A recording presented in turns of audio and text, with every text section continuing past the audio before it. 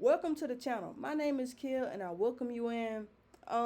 Today's video is going to be a Candace Owens video. If you don't know who Candace Owens is a very brilliant woman. She's very educated and very articulated. This video is about Barack Obama. I'm not going to say too much about the video. We're just going to jump right into it. Thursday, everybody, a question of the day today directed to Mr. Barack Obama. Why are you gay? You are gay. We're going to talk about that.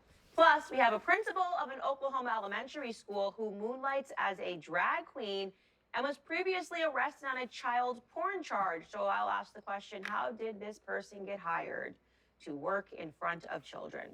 All that and more today coming up on Candace Owens.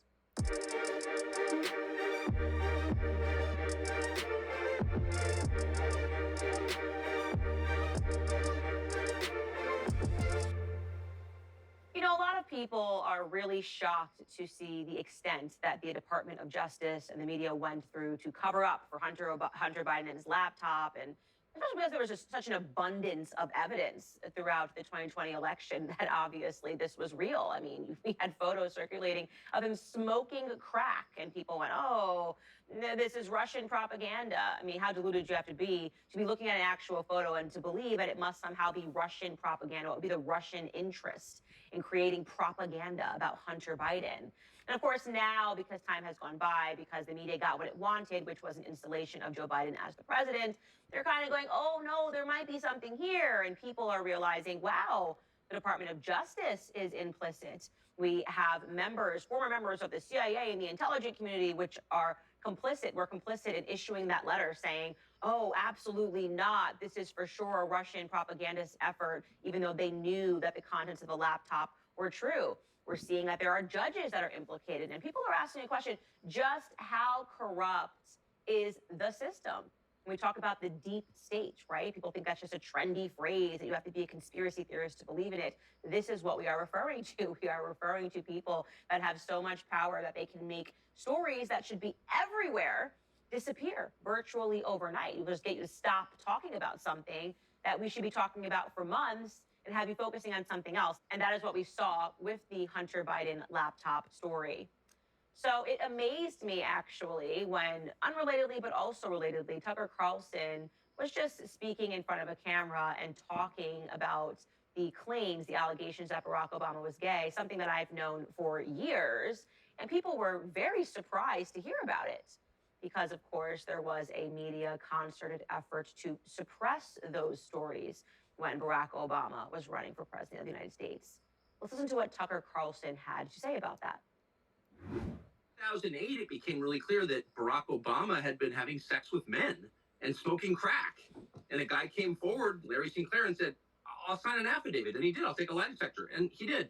I smoked crack with Barack Obama and had sex with him. Well, that was obviously true. Nobody reported it, not because they were squeamish about sex or drugs, but because the Obama campaign said anyone who reports on this gets no access to the Obama campaign. And so they didn't report on it. So that happens. That's just one small example, but that happens all the time with lots of different issues. That's a pretty big one.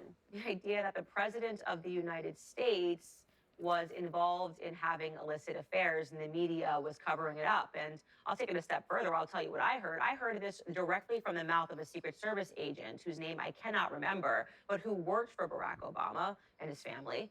And he said that while Barack Obama was in office, again, this is coming from a Secret Service agent, that they would help sneak young men into the White House. It was not a secret of sorts that Barack Obama was sleeping with these young men, and that was just a part of their job.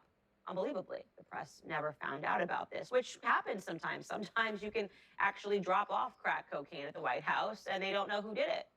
So yeah, the government can be super hush-hush when they want to be, and of course the media will help them bury those facts. Well, let's go backward because apparently this clip of Tucker Carlson is going viral because people had never heard it. They'd never even heard about Larry Sinclair. They never heard about his testimony. If they did hear about it, it was dismissed. They problematized Larry Sinclair himself. And I want to be clear that Larry Sinclair has some problems. Yes, he has problems, a lot of financial ones. He's been accused and convicted of fraud, credit card fraud, things of that nature. But he was pretty clear when he repeatedly said over and over again that he had engaged in a homosexual affair with Barack Obama. He was pretty clear when he said that he had had sex with then Senator Barack Obama in Chicago, and he was willing to even host a news conference about it at the National Press Club in Washington on June 18, 2008. So don't take my word for it. Actually watch this video, which has largely been buried. Before we can continue with the next part of the video, make sure you like and subscribe, and then I want y'all to comment when we get to the end of the video. Let me know what you think. Let me know how you feel. In regards to the Obama incident, I flew out of Colorado Springs, Colorado to Chicago on November 2nd, 1999, arriving in O'Hare early in the morning of November 3rd. I went to the Chicago area to attend the graduation of my godson, my best friend's son, from basic training from the Great Lakes Navy Training Facility. I made reservations at the Comfort Inn and Suites in Gurnee, Illinois, based solely on the location to the training center. On November 5th, 1999, I hired the services of Five Star Limousine. Excuse me. I had hired them both for November 5th and November 6th of 1999. On November 6, 1999, I asked the limo driver, whose name I now reveal for the first time, Jagir Paramit Mutani, if he knew anyone who would like to socialize and show me Chicago. Mr. Mutani understood that I was looking for someone who knew Chicago and would enjoy socializing. Mr. Mutani said he knew someone who was a friend of his. On November 6, 1999, after picking me up at the hotel in Gurnee, and this is significant, Mr. Mutani used his cell phone to make a call. That call was made to then Illinois State Senator Barack Obama to set up an introduction between myself and Senator Obama. Upon arriving at the bar and exiting the limo, Senator Obama was standing next to Mr. Mutani, and I was introduced to Senator Obama by name. Later that evening in a bar which I believe was called Alibis, and I state believe because I have failed so far to get Citigroup to provide the credit card receipts that has the actual name. I mentioned I could use a line or two to wake up. Senator Obama asked me if I was referring to coke, and I stated I was. After stating I was, Obama stated he could purchase cocaine for me and then made a telephone call. This too is significant, from a cell phone to a presently unknown individual, during which Senator Obama arranged the cocaine purchase. Senator Obama and I then departed the bar in my limousine and proceeded to an unknown location where Senator Obama exited the limousine with $250, which was provided to him by me. Returned a short while later with an 8-ball of cocaine, which he gave to me. I did ingest a couple of lines of cocaine, and shortly thereafter, Senator Obama produced a glass cylinder pipe and packet of crack cocaine from his pocket. Obama then smoked the crack cocaine. I performed fellatio on Senator Obama in the limousine during the time Senator Obama was smoking crack cocaine, after which I had the driver take me to my hotel, the Comfort Suites, Gurnee, Illinois. The following day, November 7th, 1999, Senator Obama appeared at my hotel room, unannounced, uninvited, where we again ingested cocaine and I again performed fellatio on Senator Obama. Do you believe him? That seems remarkable. Yes, I believe him. I'm gonna go ahead and jump to the facts. Yes, I believe him. It's too thorough. Detailed. It seems that if you were a meaningful journalist and you were in front of him at that news conference, you could have easily fact-checked those things. You could have asked for those credit card receipts. You could have gone to then Senator Barack Obama and asked him to counter those claims. Hey, actually, Barack Obama, where were you on that night that this man claims that he was performing fellatio on you? I'll tell you, I believe him. I believe him because, as I said in follow-up stories, speaking to a Secret Service agent, they could all but confirm that Barack Obama was gay and that it wasn't really much of a secret when he was in the White House. And of course, now what's also happened is an ex-girlfriend of his has come forward with a letter written from Barack Obama detailing his gay fantasies that he had with men, saying that he would choose to be publicly heterosexual, but behind the scenes, obviously, that he fantasized about men. So this isn't a secret. It's never been a secret, but it was yet kept from the general public. Why?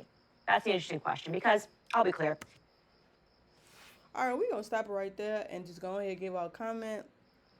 I definitely believe that man 10 out of 10. I don't think it's no lie told in right there. He's so thorough and he has so much detail to back up his to back up the allegations against Obama. That is the question. Why was this information hidden? Do you feel like, do they feel like maybe the 141 million people that voted for Obama, it would have affected their number? Like, did they feel like maybe people wasn't gonna vote for Obama, or did they feel like maybe, I don't know, what could have been the reason? Cause him being gay wasn't gonna affect my life immediately. It wasn't gonna affect nobody else's life immediately, but maybe as a culture it would have made an impact. I don't know. I really don't know. But yeah, this is one for the books. This is a crazy one. Smoking crack. Barack Obama smoking crack. That's one for the books. If you haven't already liked and subscribed, please like and subscribe. And please leave a comment. Let me know how y'all feel about the video. Let me know if you already knew this information. I feel like I kind of already knew this information from Barry, but at the same time, it wasn't confirmed. And now this information is being confirmed, which it could have been confirmed if the media wouldn't hide the information. But let me know how y'all feel in the comment section. Don't forget to like and subscribe. And I'll be back with another video tomorrow. Peace out.